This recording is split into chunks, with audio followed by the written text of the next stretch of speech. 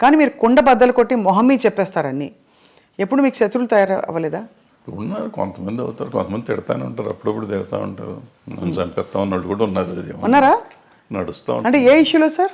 ఏదో ఒక ఇష్యూలో వాళ్ళకి నచ్చని ఏదైనా చెప్తే కోపం వస్తుంది కదా. ఎవరు సార్? అలాగే నేను దాసనారాయణ గారు, నేను కృష్ణ గారు భయంకరంగా పోట్లాడుకున్నాం. అవునా? ఎలా పోట్లాడుకున్నారు చెప్పండి. ముఖాలు కూడా చూసుకునే లెవెల్లో పోట్లాడుకున్నాం. తర్వాత మేము ఇద్దరం అసలు నేను కృష్ణ గారు కానీ నేను దాసనారాయణ గారు అంత క్లోజ్గా మళ్ళీ ఎవరు లేరు.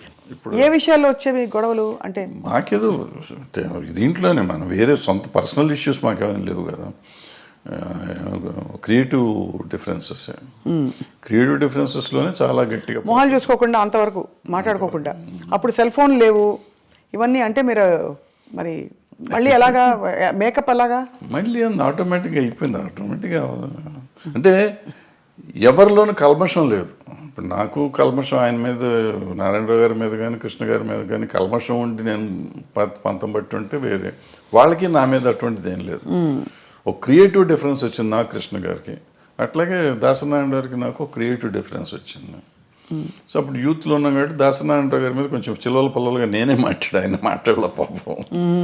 సో ఆయన పిలిచి ఒక రోజు కూర్చోబెట్టి మాట్లాడారు, అయిపోయింది, సెట్ అయిపోయింది.